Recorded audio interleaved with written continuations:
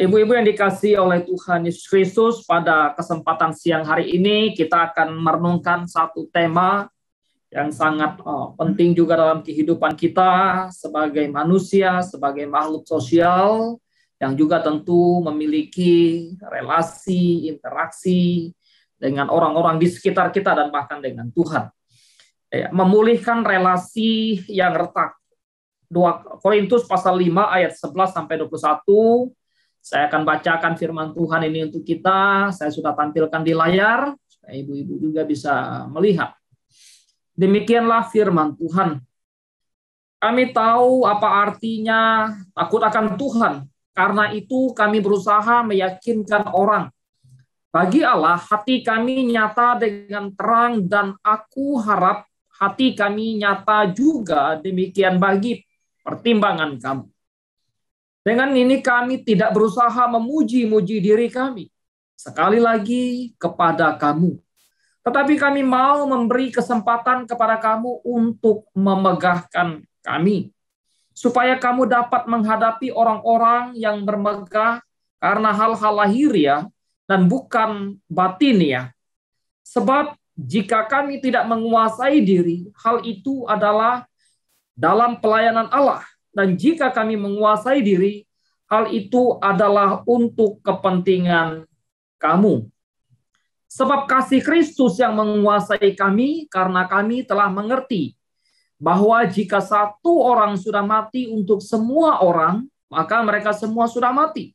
Dan Kristus telah mati untuk semua orang, supaya mereka yang hidup tidak lagi hidup untuk dirinya sendiri, tetapi untuk Dia yang telah mati dan telah dibangkitkan untuk mereka. Sebab itu kami tidak lagi menilai seorang juga pun menurut ukuran manusia. Dan jika kami pernah menilai Kristus menurut ukuran manusia, sekarang kami tidak lagi menilainya demikian. Jadi siapa yang ada dalam Kristus, ia adalah ciptaan baru. Yang lama sudah berlalu, sesungguhnya yang baru sudah datang. Dan semuanya ini dari Allah, yang dengan perantaran Kristus telah mendamaikan kita dengan dirinya, dan yang telah mempercayakan pelayanan pendamaian itu kepada kami. Sebab Allah mendamaikan dunia dengan dirinya oleh Kristus, dengan tidak memperhitungkan pelanggaran mereka. Ia telah mempercayakan berita pendamaian itu kepada kami, jadi kami ini adalah utusan-utusan Kristus. Seakan-akan Allah menasihati kamu dengan perantaran kami, dalam nama Kristus kami meminta kepadamu, berilah dirimu didamaikan dengan Allah. Dia yang tidak mengenal dosa telah dibuatnya menjadi dosa karena kita, supaya dalam Dia kita dibenarkan oleh Allah. Demikian jauh pembacaan firman Tuhan kita pada siang hari ini. Ibu-ibu Antioquia yang dikasihi oleh Tuhan Yesus Kristus, menjadi sesuatu yang sangat menarik ketika Paulus memberikan atau menuliskan surat ini kepada orang percaya, kepada jemaat yang ada di Korintus. Jemaat Korintus, jemaat yang boleh dikatakan terlalu banyak masalah. Banyak hal yang diselesaikan oleh Paulus tentang kondisi jemaat di Korintus. Jemaat Korintus, jemaat yang sebetulnya kaya dalam berbagai hal, termasuk juga kaya dalam berbagai karunia. Tetapi sayangnya ternyata apa yang menjadi kelimpahan bagi mereka tidak serta-merta membuat mereka hidup damai satu dengan yang lain. Bahkan mereka mengalami pengelompokan, ya, membuat golongan-golongan tersendiri. Sehingga hal ini menjadi satu gambaran bahwa adanya relasi yang retak di dalam kehidupan jemaat di Korintus. Ketika kita bicara tentang satu relasi, bicara tentang manusia, maka manusia sebetulnya dalam manusia adalah makhluk yang berelasi.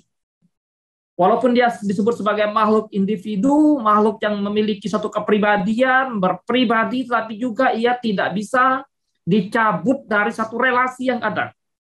Karena itu sejak semula Tuhan menciptakan manusia, Dia tidak membiarkan manusia itu seorang diri, tapi Dia memberikan penolong yang bisa berelasi dengan dia, penolong yang bisa berkomunikasi dengan dia, penolong yang bisa berinteraksi dengan dia.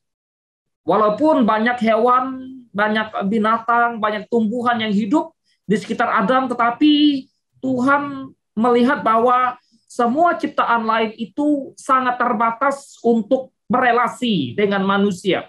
Karena itu manusia adalah makhluk yang berelasi. Bayangkan kalau kita ya hidup seorang diri dan tanpa berelasi dengan siapapun, gitu ya.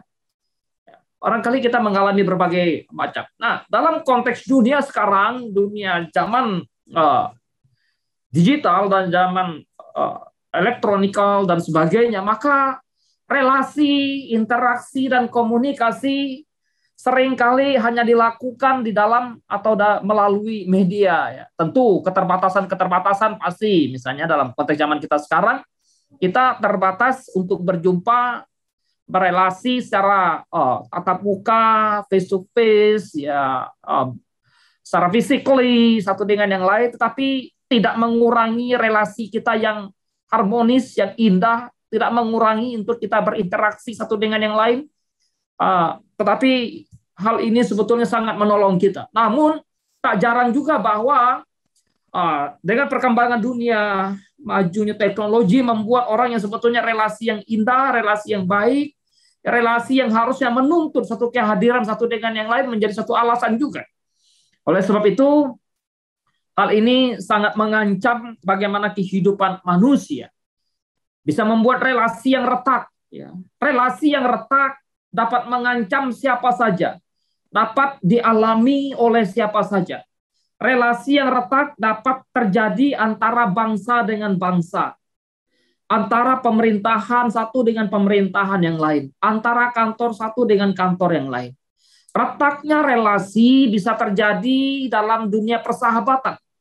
Sahabat yang sebelumnya akrab, dekat, karib, yang luar biasa gitu ya. Bisa terjadi satu relasi yang retak, renggang, dan bahkan mungkin putus, tidak hanya sekedar retak. Karena itu bicara tentang relasi yang retak, bukan hanya terjadi dalam konteks berbangsa dan bernegara, bukan hanya dalam konteks persahabatan, tapi juga dalam dunia pekerjaan. Antara rekan kerja, orang bisa mengalami satu relasi yang retak, relasi yang renggang. Relasi yang retak juga bisa terjadi dalam dunia pelayanan, dalam dunia gereja, dalam dunia berjemaat. Dalam konteks berjemaat orang bisa mengalami relasi yang retak, relasi yang pecah, relasi yang rusak. Bahkan dalam kelompok atau dalam skop yang lebih kecil lagi, relasi yang retak dapat mengancam kehidupan keluarga, termasuk keluarga Kristen. Ya, sehingga ketika relasi retak, bagaimana hubungan ya suami istri, orang tua anak, ya, mertua menantu, oma, cucu dan sebagainya. Hal itu sangat bisa terjadi dan sangat bisa mengancam setiap kehidupan kita, termasuk juga hamba Tuhan, termasuk juga pelayan Tuhan, rohaniawan bisa mengalami relasi yang retak. Dan bahkan relasi yang retak pun pernah terjadi di dalam kehidupan para tokoh Alkitab, misalnya ketika Paulus ya dan Petrus, atau ketika Paulus dengan Markus ya, dalam satu pelayanan sehingga terpisah. Ya. Jadi relasi yang retak itu bukan hanya terjadi dalam konteks kita relasi dengan orang di luar kita, tapi juga relasi yang retak itu bisa terjadi antara atau di dalam diri manusia dengan dirinya. Karena sejatinya bahwa sekalipun manusia adalah makhluk individu, maka di dalam keutuhannya dia pun memiliki satu relasi dengan dirinya. Maksudnya bagaimana? Karena itu Paulus bicara, kadang aku menginginkan yang baik, menginginkan melakukan yang menurut kehendak Tuhan. Tetapi perbuatanku, ya, keinginan dagingku, aku melayani dosa dan sebagainya. Artinya bahwa ada keretakan, ada relasi dalam diri manusia dengan dirinya. Apalagi bicara dengan Tuhan.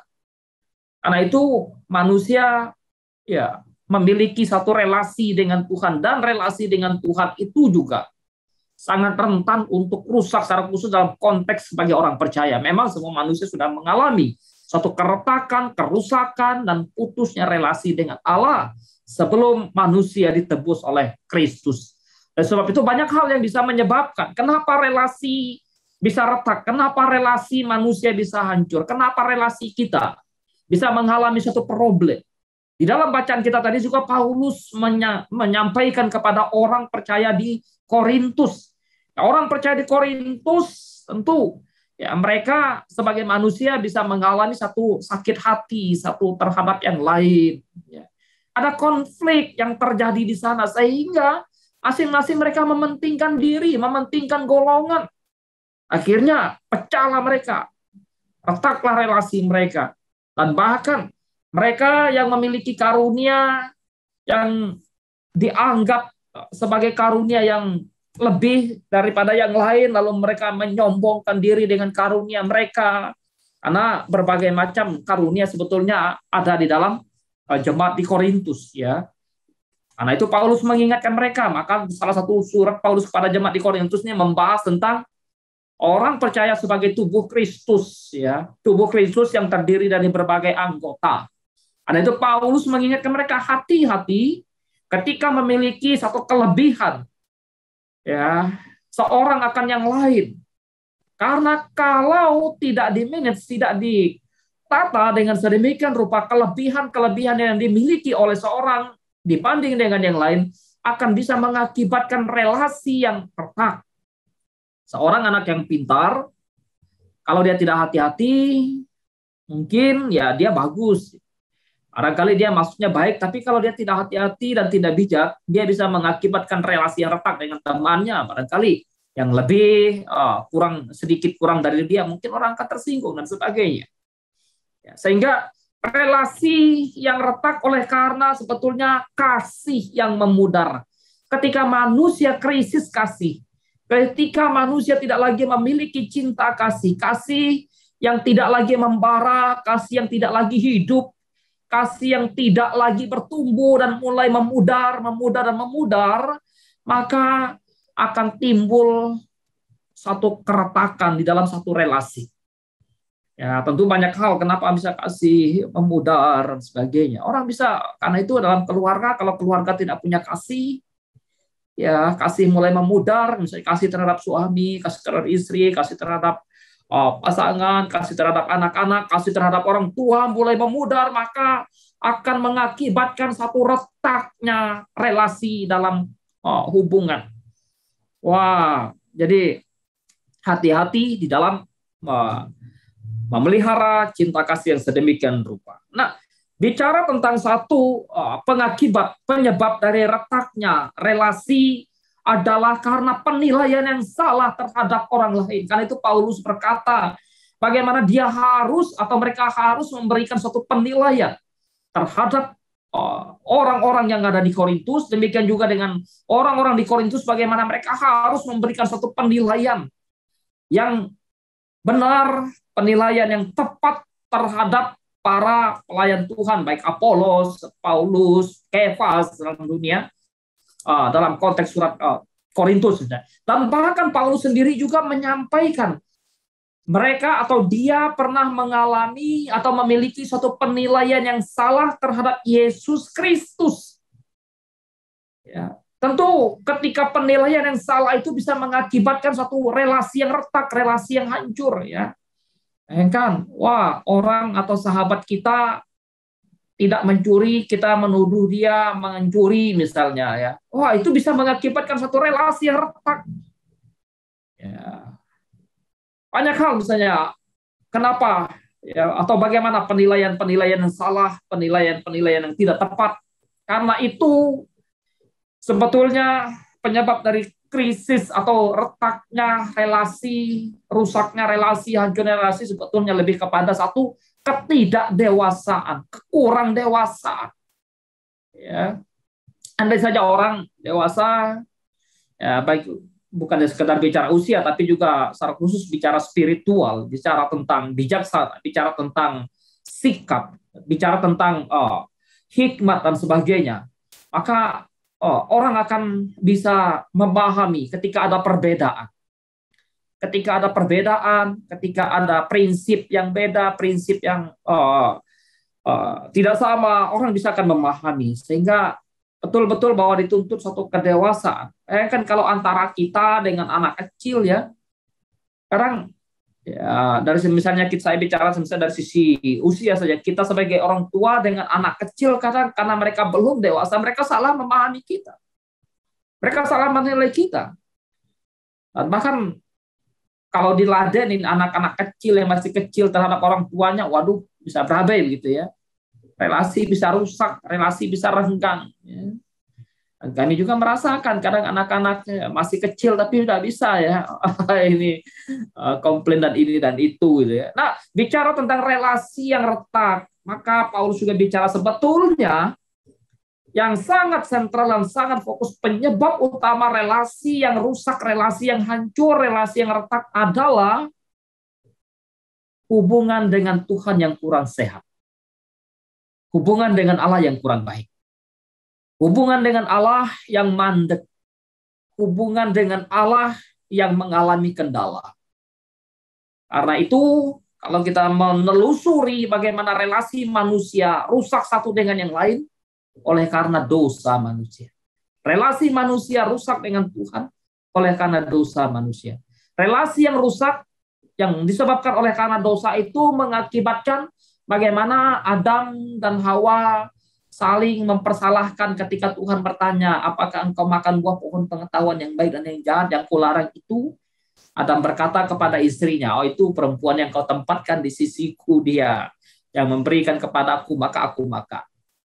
Ya, hubungan dengan Tuhan yang sudah hancur mengakibatkan rusak. Demikian juga Hawa, oh itu ular itu yang sudah memperdaya aku. Lahir anak-anak mereka, bagaimana relasi dalam keluarga yang rusak.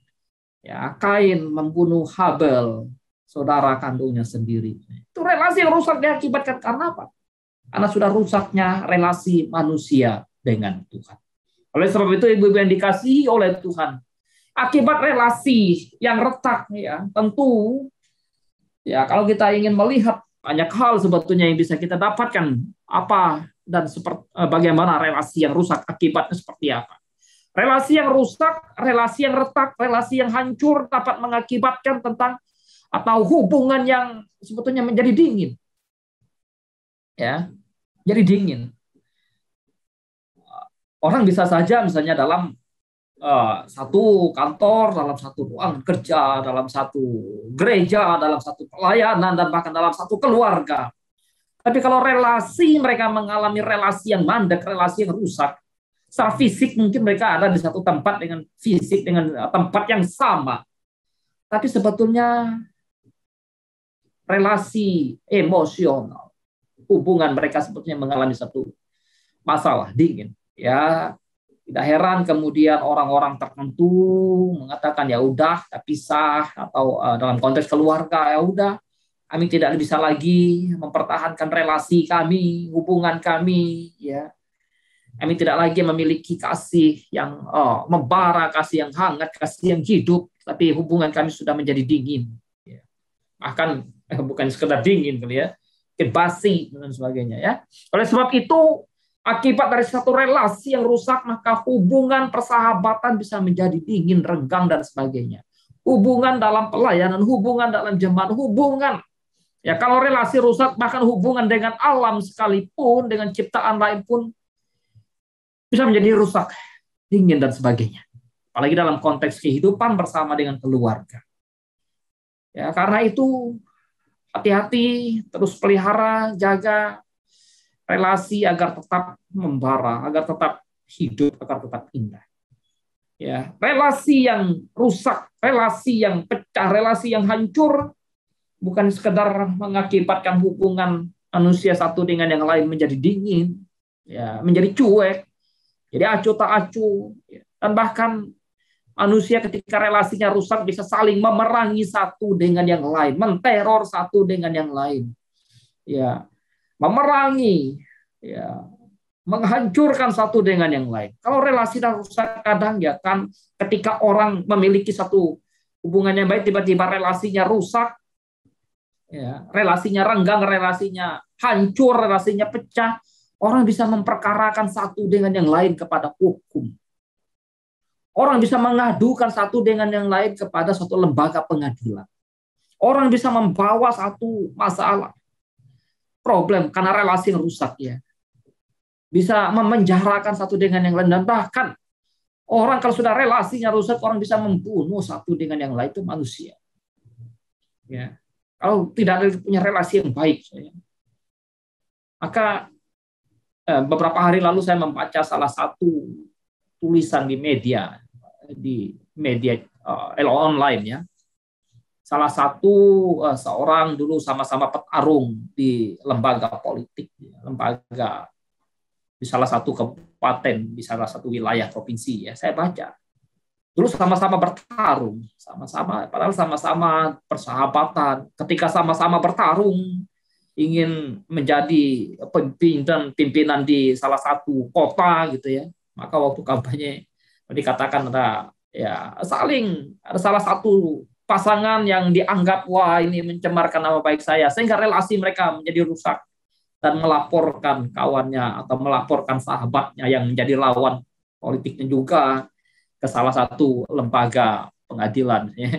Nah, ini realita yang terjadi dalam kehidupan kita. Dan bahkan ketika relasi rusak, orang tua bisa menganiaya anak sedemikian rupa. Ketika relasi rusak, anak-anak bisa masa bodoh dengan orang tua mereka. Ketika relasi rusak, maka suami bisa menterlantarkan istri sedemikian rupa. Ketika relasi rusak, istri bisa tega lari dari rumah meninggalkan suami. Ini relasi. Akibat relasi yang rusak, relasi yang retak. Dan tentu, ya sebetulnya akibat yang sangat fatal yang harus kita sadari ketika relasi rusak itu, waduh, berkat Tuhan akan jauh. Berkat Tuhan jauh. Berkat Tuhan bukan sekedar, wah Pak, dia baik aja kok. Kok kerjanya bagus, uangnya bertambah.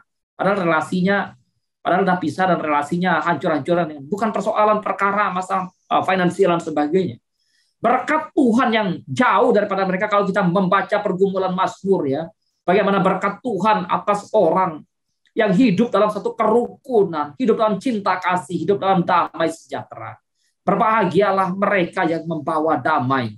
Berbahagialah mereka yang relasinya indah, membawa satu pemulihan. Ya, berbahagialah mereka itu firman Tuhan. Seperti minyak di kepala Harun, yang kejanggut dan jubahnya turun, dan Tuhan mencurahkan berkatnya kepada keluarga, kepada mereka yang hidup dalam cinta kasih, yang hidup dalam damai sejahtera, yang hidup dalam satu relasi yang indah. Karena itu jangan pernah membiarkan relasi rusak. Dalam keluarga, dalam satu dengan yang lain. Rugi. Ya. Karena memang Tuhan tidak menginginkan adanya suatu pertikaian, adanya suatu kerusakan di dalam satu relasi manusia satu dengan yang lain. Karena itu kita diajar bagaimana hidup dalam cinta kasih. Relasi yang retak dapat menghambat suatu pertumbuhan kehidupan. Ya, harmonis dan bahkan berkat Tuhan. Apa iya? Kalau kita menyadari betapa dampak dari relasi yang rusak ini sungguh luar biasa. Bukan saja bicara tentang ya hubungan saya dengan manusia yang satu dengan yang lain, tapi juga bagaimana hubungan saya dengan Tuhan dan cinta kasih Tuhan, relasi saya dengan Tuhan. Apakah kita terus membiarkan relasi yang retak jika itu sedang kita alami, jika itu sedang kita hadapi, jika itu sedang menimpa kita? Saya yakin kita nggak mau. Nggak mau membiarkan relasi yang rusak. Saya yakin, saya percaya. Kalau kita menyadari bagian ini, kita tidak ingin bagaimana kita terus-menerus dalam hidup satu relasi yang rusak. Relasi yang retak perlu dipulihkan. Yes, perlu dipulihkan. Kita perlu memulihkan relasi yang rusak. Ya. Perlu dipulihkan relasi yang retak, karena bukan hanya sekedar bagi saya dan kita sesama orang Kristen, bukan hanya sekedar bagi keluarga kita sebagai orang Kristen, tidak. Tapi relasi yang retak, relasi yang hancur, relasi yang rusak, apalagi terjadi dalam kehidupan keluarga Kristen, terjadi dalam kehidupan gereja, terjadi dalam kehidupan pelayanan. Relasi yang rusak itu dapat merupakan satu kesaksian yang memalukan. yang menjadi batu sandungan bagi orang yang tidak mengenal Kristus, yang belum mengenal Kristus, yang belum percaya pada Kristus. Karena itu bagaimana hidup kita sebagai orang Kristen, hidup kita sebagai orang percaya. Gitu. Kan Tuhan memanggil kita untuk menuntun orang-orang yang belum mengenal Kristus, yang mengenal Kristus. Kita dipanggil supaya kita menjadi kesaksian bagi dunia, bagi orang di sekitar kita. Kita dipanggil supaya kita menjadi terang, menjadi garam, kan tidak melalui relasi dengan komunikasi dan sebagainya. Kalau rusak, gimana kita mau menjadi kesaksian, mau menjadi berkat? Ya. Orang kan berkata, kamu tiap hari ke gereja, kamu tiap hari baca kitab, kamu tiap hari pelayanan ke pelayan gitu. Tapi relasimu rusak dengan keluargamu, relasimu rusak dengan sahabatmu, relasimu rusak dengan rekan sekerja, dengan rekan pelayanan misalnya. Ini sesuatu yang sebetulnya ya hanya kerohanian atau hanya aktivitas rohani yang sebetulnya tidak berfaedah apa-apa dalam kehidupan kita. Karena itu mesti harus hati-hati. Jadi pertanyaan bagaimana kita memulihkan relasi yang rusak. Paulus mengingatkan kepada kita. Paulus mengajar kita. Firman Tuhan mengajar kita bagaimana memulihkan relasi yang rusak. Tadi kita sudah baca bagaimana 2 Korintus pasal yang kelima. Ayat 11 sampai ayat yang ke-21. Sangat jelas sekali ya. Ketika ada relasi yang rusak, maka pertama ketika kita memulihkan, sebetulnya periksa relasi kita dengan Tuhan. Atau dengan kata lain, berbicaralah kepada Allah, berbicaralah kepada Tuhan, berdoa kepada Tuhan, bergumul kepada Tuhan. Sebelum kalau kita mengalami suatu relasi yang rusak dengan orang di sekitar kita, sebelum kita membereskan relasi kita dengan dia, kita mesti harus bergumul di hadapan Tuhan. Berbicaralah kepada Allah melalui suatu pergumulan kita, doa, perenungan kita. Ya, sebelum kita berbicara dengan orang-orang di sekitar kita yang memiliki satu relasi yang barangkali mandek dengan kita, kita mendoakan mereka, kita mendoakan apa yang harus kita doakan. Kita mendoakan, kita memeriksa diri, berdoalah kepada Tuhan. Itu yang dilakukan juga oleh Mazmur atau oleh Daud dalam berbagai Mazmur tulisannya ketika mengalami berbagai pergumulan, pergolakan, relasi, komunikasi dari lawannya, dari musuhnya. Maka dia selalu berdoa pada Tuhan, mengadukan apa yang dia alami kepada Tuhan. Dan kalau ada suatu kesalahan, pengakuan kesalahan kita secara pribadi dulu pada Tuhan. Periksa hidup kita, periksa hati kita. Ya. Relasi kita yang dengan secara pribadi dengan Tuhan ini mesti harus kita perbaiki dulu, mesti kita cek dulu ya. Ibarat orang yang mengalami sakit yang mesti harus cek, ketemu dokter biar memastikan kalau sakit saya ini ada enggak apa, kalau sakit obat apa sepertinya. Sehingga tidak mengakibatkan satu relasi-relasi yang lain yang hancur. Maka jalan masalahnya, akarnya dapat ditemui. Karena itu ketika kita mengalami satu relasi rusak, cara menyembuhkan relasi, memulihkan relasi, itu perlu pertobatan. Ya, merendahkan diri di hadapan Tuhan. Kalau tadi kenapa relasi rusak, ada keangkuhan hidup, ada kesombongan, ada kemudian penilaian yang salah dan sebagainya. Ya, ada pertikaian, ada konflik ini dan itu. Ya. Ada sikap mementingkan diri sendiri sehingga relasi jadi bisa rusak. Tapi dalam satu pemulihan relasi yang rusak, kita memeriksa diri di hadapan Tuhan, merendahkan diri di hadapan Allah. Hal yang kedua, di dalam kita memulihkan relasi, maka mulailah dari diri kita. Apalagi dalam konteks keluarga, kita mesti memulai dari diri kita. Inisiatif untuk memulihkan relasi yang retak. Kenapa? Mulai dari diri kita. Karena kita adalah pembawa damai. Kita adalah agen dan damai. Kita adalah orang yang sudah diperdamaikan oleh Allah dalam Kristus Yesus. Walaupun terkadang ini tidak mudah. Karena bagi sebagian orang, wah gengsi dong Pak. Masa saya... Ya. Tapi kalau kita mau bicara gengsi-gengsian, maka Kristus, kenapa dia tidak gengsi datang ke dalam dunia, mendamaikan kita dengan Allah, ya, membawa satu pendamaian bagi kita dengan manusia yang lain.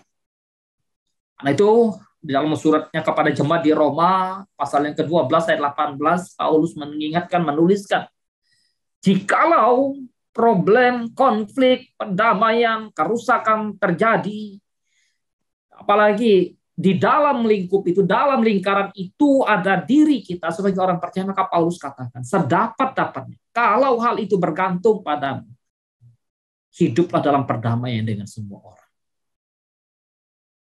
Ya. Kalau hal itu betul-betul bergantung padamu, hiduplah dalam perdamaian dengan semua orang. Dan kita dipanggil memang untuk membawa damai ke tengah-tengah dunia ini. Kita ajan damai.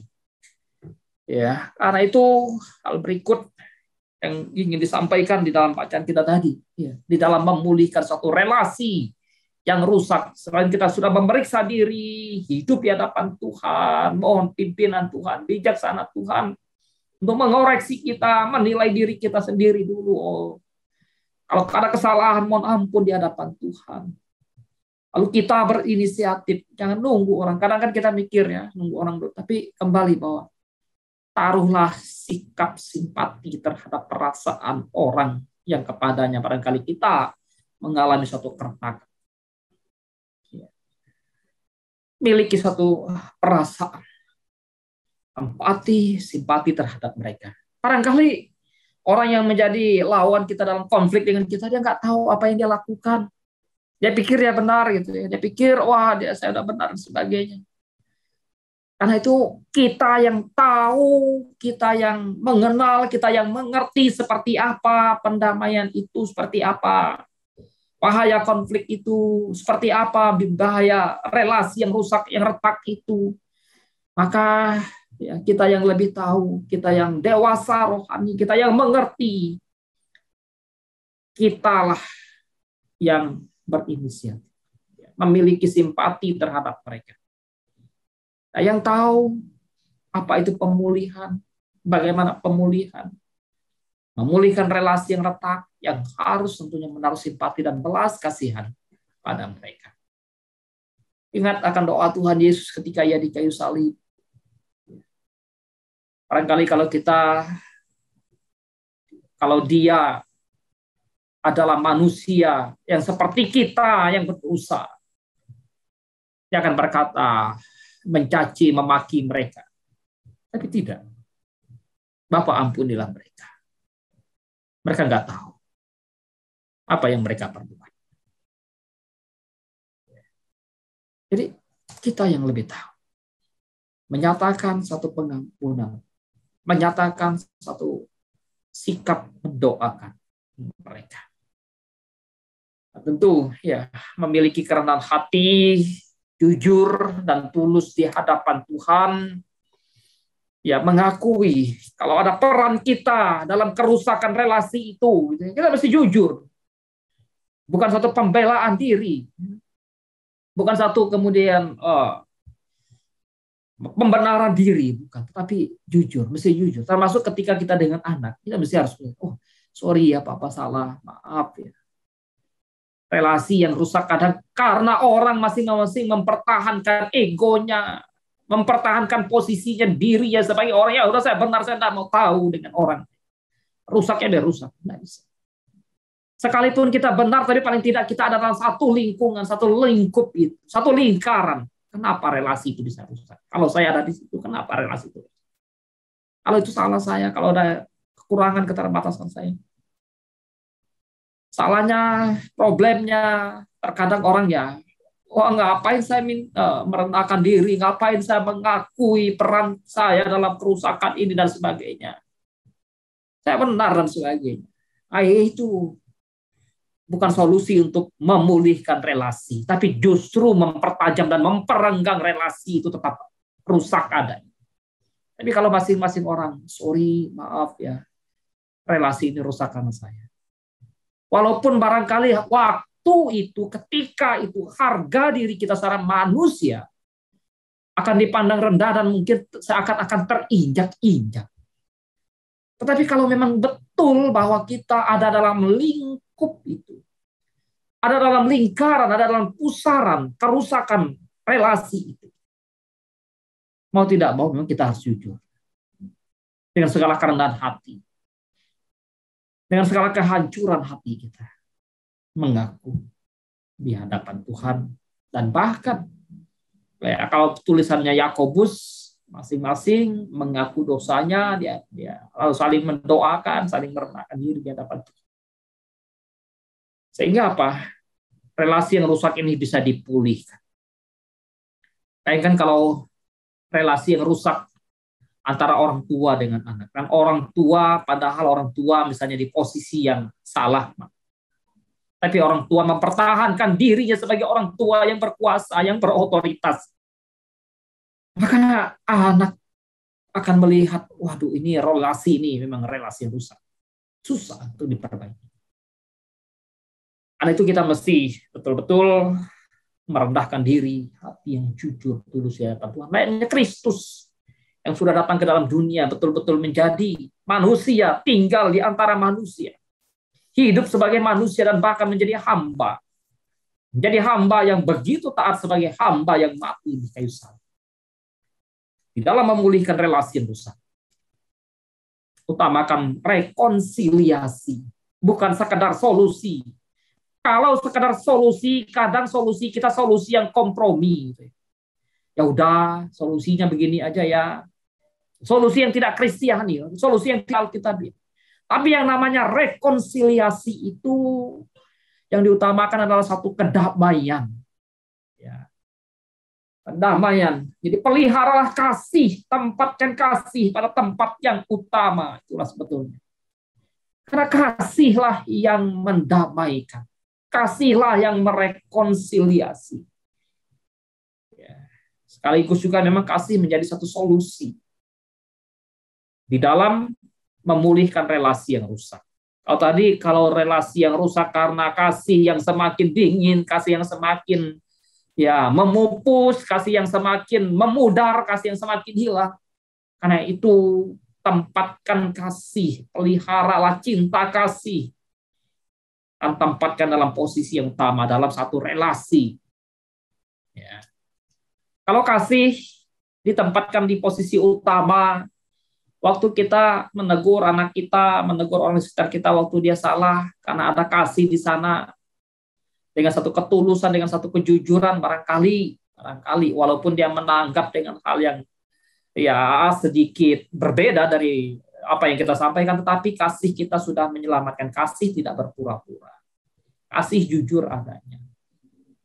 Ya, karena itu apa yang disampaikan oleh Paulus dalam bagian ini sebetulnya tentang memulihkan relasi yang rusak. Allah mengajar kita bagaimana memulihkan relasi yang retak. Dengan cara mengutus Yesus Kristus datang ke dalam dunia, mati di kayu salib. Datang ke dalam dunia, tinggal di antara kita, menyerahkan nyawanya, mengorbankan diri untuk mendamaikan kita dengan Allah. Kata-kata dia. Dialah pendamaian untuk kita. Dialah pendamaian untuk dosa kita. Dialah pemulih relasi kita yang rusak itu. Di dalam dialah kita mendapatkan satu pemulihan relasi. Ya, untuk mendamaikan kita dengan Allah, mendamaikan kita dengan sesama, memulihkan relasi kita yang rusak yang sama, dan bahkan memulihkan relasi kita yang rusak dengan diri kita sendiri. Hanya kita dapat jumpai dalam Yesus Kristus Tuhan kita. Itulah solusi. Bagaimana kita memulihkan relasi yang rusak. Dengan kata lain, maka menyelesaikan, memulihkan relasi yang rusak tidak cukup hanya melalui media sosial. Ya udah, Pak, Ma, relasi kita udah baikan ya, kita lewat telepon aja. Nggak bisa. Tapi melalui menuntut satu perjumpaan, kehadiran. Ya. Kalau saat ini kita misalnya masih berelasi, masih beribadah, berjumpa satu dengan yang lain melalui media, karena memang kondisi. Tapi sejatinya ini bukan sesuatu yang utuh. Karena itu Kristus datang, hadir, tinggal di antara manusia. Bahasa Paulus pakai, berkemah di antara ciptaannya, bersama dengan ciptaannya. Orang nggak bisa memulihkan relasi tanpa ada satu perjumpaan, bertemu. Sebetulnya ya antara rela dengan tidak rela kalau tidak mau bertemu dengan satu pemulihan dengan perjumpaannya kan. Gimana lah ya. Sama lah dalam konteks kita kayak keluarga, kita suami istri, kalau sudah ada mulai satu problem, ada masalah, ada sedikit komunikasi yang menjanggal, mengganjal gitu, ada relasi sedikit yang mungkin mulai ini, kan kita mesti ketemu kan, kita mesti harus sama-sama duduk bersama. Kalau bicara makan duduk makan, kalau bicara kamar duduk kamar, selesai ketemu. Sehingga tidak hanya sekedar udahlah kita selesaikan aja di media. Kita selesaikan aja di ini. Ya, biar Tuhan menolong kita, memimpin kita dalam hidup satu dengan yang lain, baik dalam keluarga, dalam pelayanan, pekerjaan, sosial, lingkungan, masyarakat yang ada. Ingat, kita makhluk relasi yang menuntut, memerlukan kita, yang membutuhkan relasi. Kalau kita dicabut dari relasi kita, dari persekutuan kita, dari keberadaan kita dengan orang-orang rusak hidup kita ya. Menolong kita, Tuhan memimpin kita.